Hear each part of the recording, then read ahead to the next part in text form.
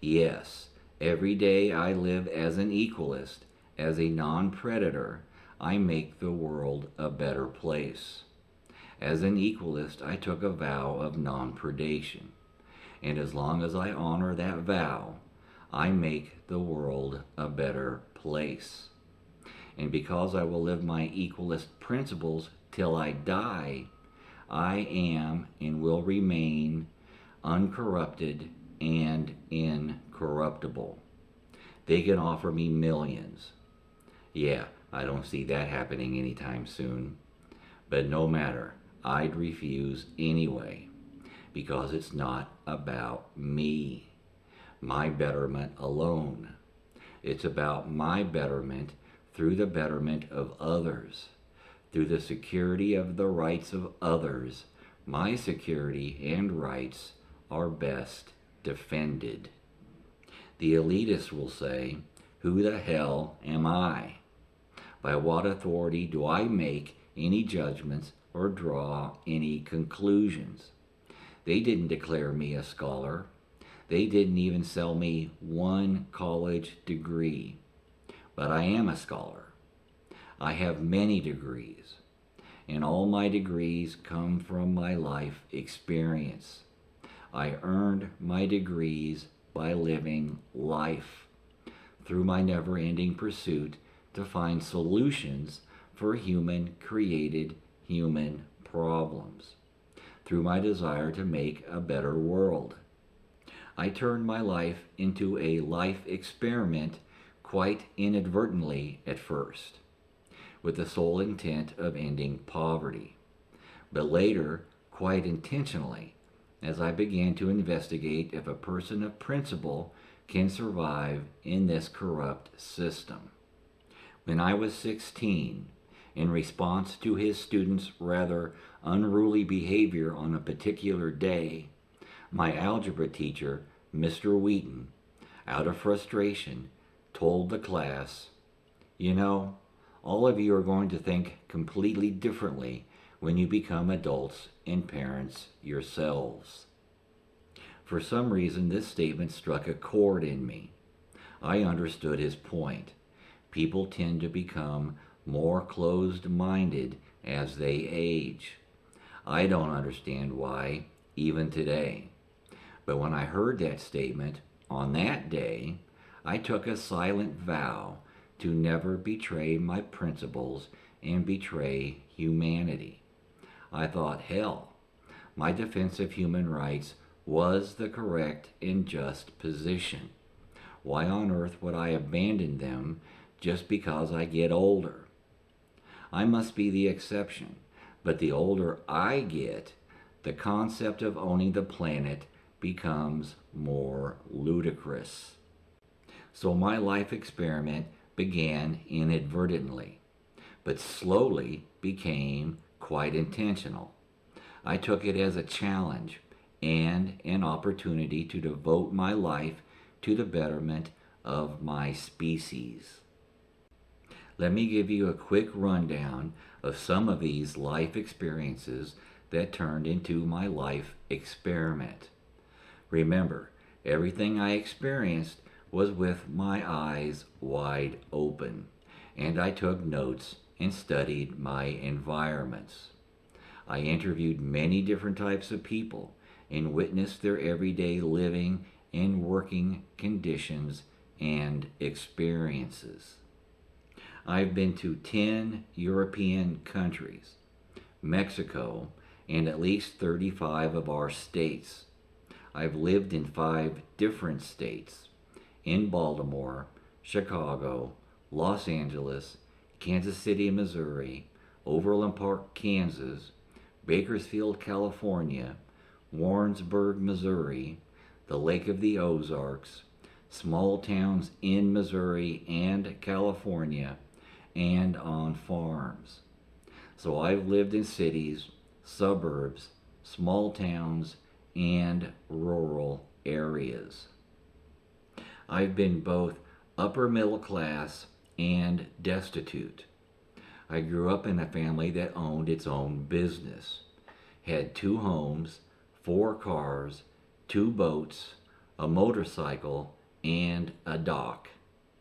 I've been homeless.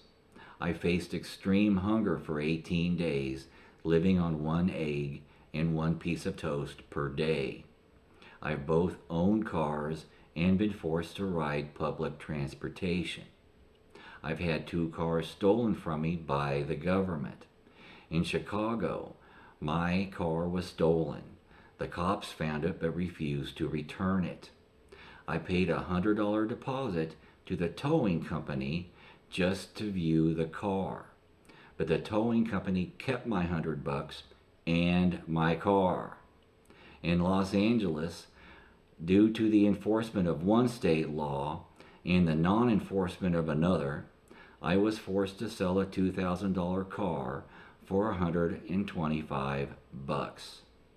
So I've experienced American life from both the near top and the bottom, and I know firsthand the abuses and corruption of the police and government. I'm a high school graduate, but hated school since kindergarten. All I ever saw in school was a bunch of forced rules and regulation, forced conformity. Not one teacher ever had the insight to recognize the reasons for my poor performances in school. I never understood the reasons myself at the time, but the teacher should have understood. I have a 162 IQ, and as a kid and an adult, I used to read encyclopedias for fun. The teachers should have asked, why would a child like that continually get C's, D's, and the occasional F in class? But no teacher ever took the time to figure me out. I was spanked by a teacher in the 6th grade for my poor grades, once in front of the class. But corporal punishment and attempts at public humiliation just made me hate school even more.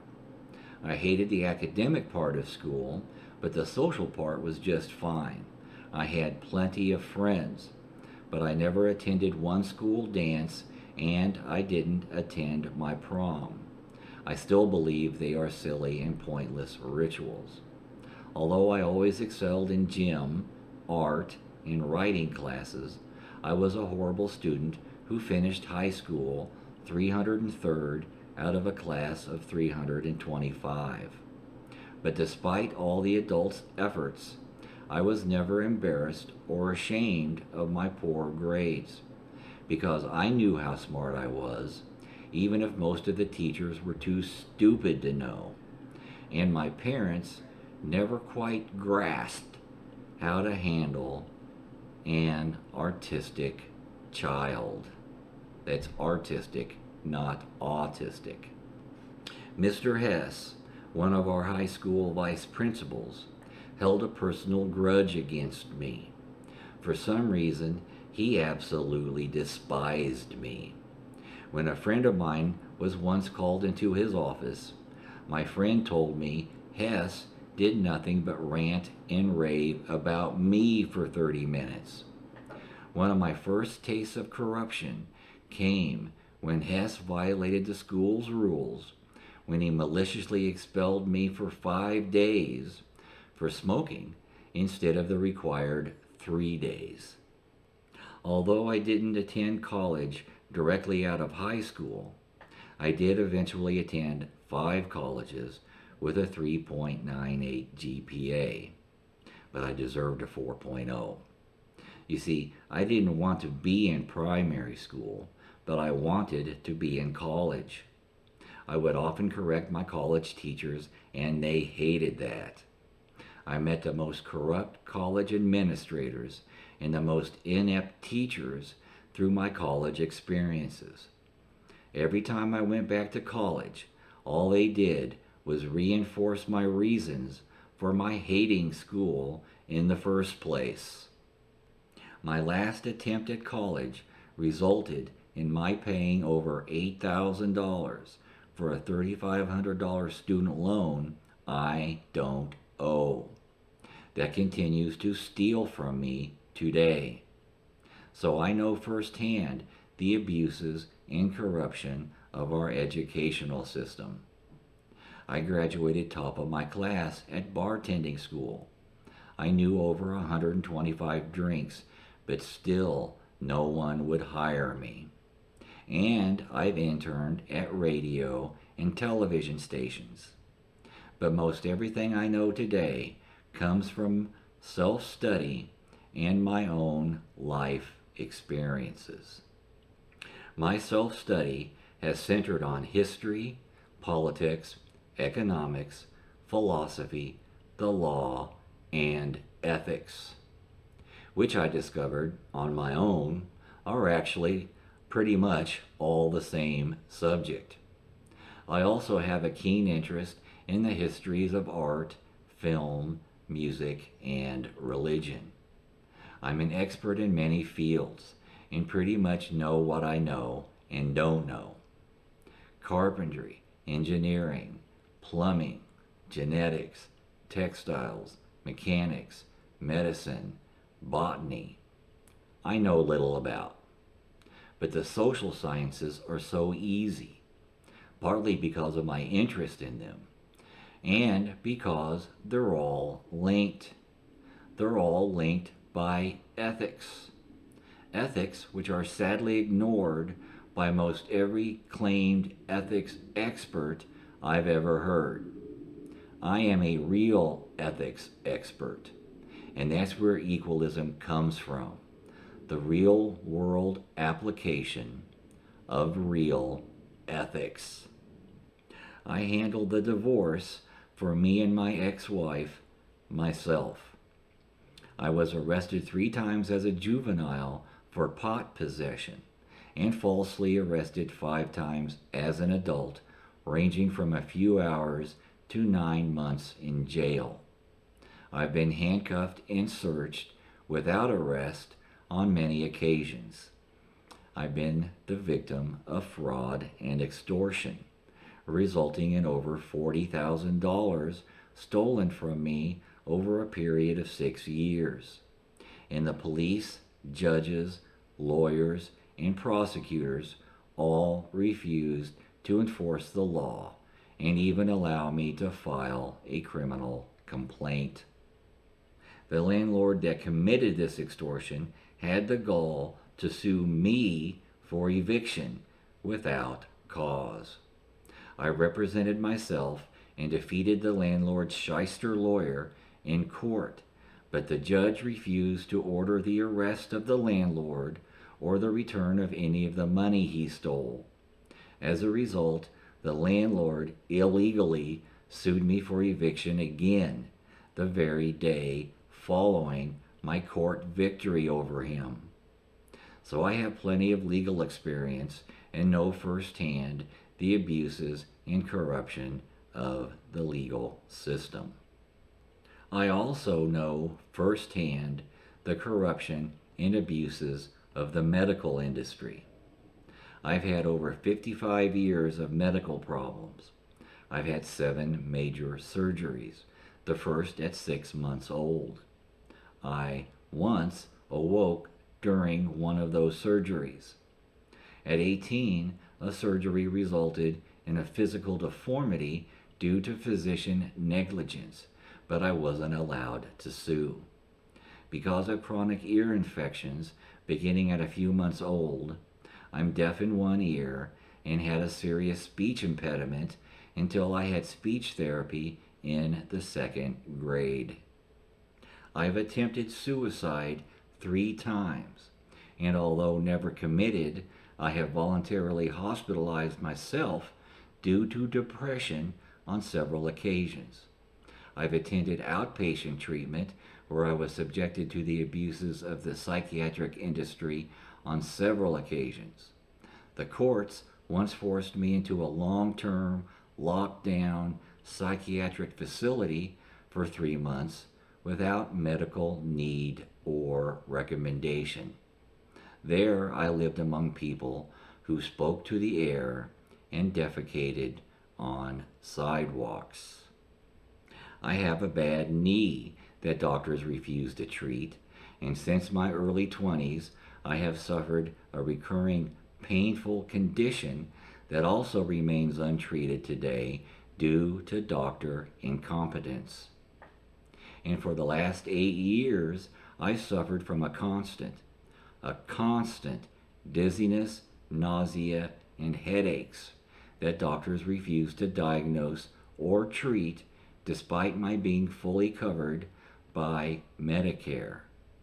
I'm suffering from that as I speak. It does not go away, but does fluctuate in its severity. I know about the denial of medical care and the failure of government programs firsthand. I've worked outside in extreme 115-degree heat and 25 degree below zero freezing cold. I worked in snowstorms and rain downpours. I've worked 15-hour days and had 50-hour work weeks. I've worked part-time and temporary jobs. I've worked day, evening, and night jobs. I've worked both in the public and private sectors. I've been both management and labor, union and non-union. I was a union steward. I've been a farmhand, a service station worker, performed auto maintenance, worked in warehouses as delivery drivers, and drove a cab. I was a veterinary assistant and kennel keeper. I worked as an elevator operator and usher for the opera, and I've been a restaurant host.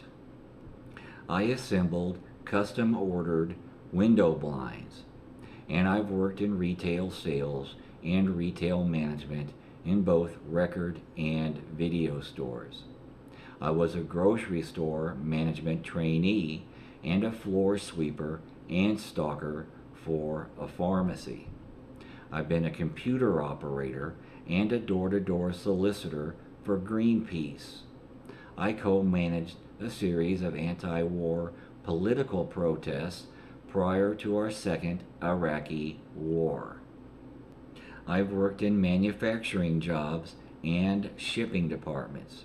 I've worked in the porn industry as a writer, production assistant, and cameraman.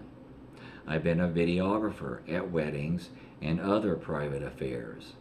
I've been a retail and freelance photographer and volunteered at a local cable channel where I learned nearly everything needed for television production.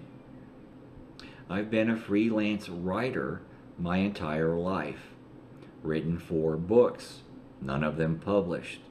I've written many online articles, but none in the last 10 years.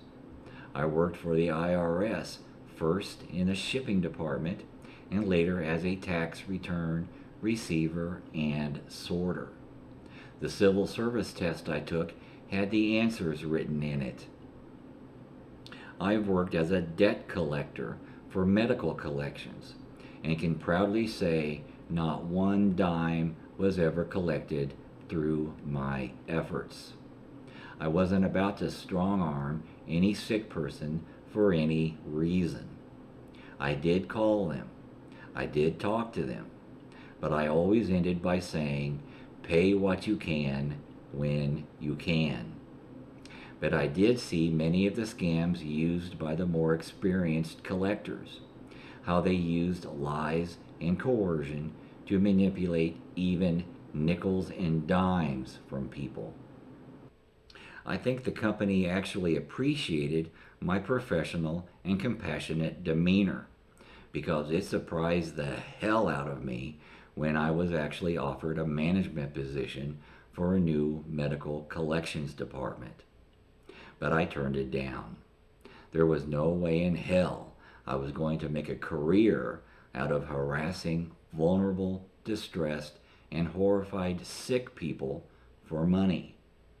A few weeks later, I quit and became homeless. And then there was Bendix. Bendix was the highest paying job I ever had. It was the prize job for non-professionals in the Kansas City area because we were union. Many married couples worked there, and people commuted as much as 5 hours round trip or rented an extra, small, local apartment just to work there. Bendix paid you as they trained you in soldering, welding, fabrication, and machining. And we built nuclear bombs. I personally helped build impact detonators for nuclear warheads. My conscience tore me apart. I didn't want to be responsible for the deaths of millions. In hindsight, my only consolation has been that none of the detonators I helped build were ever used, and I'm positive they've been replaced by now. I got ill during my employment at Bendix, and the union betrayed me. But ultimately, I quit Bendix voluntarily, which was one of the best decisions I ever made. But the illness has stayed with me my entire life.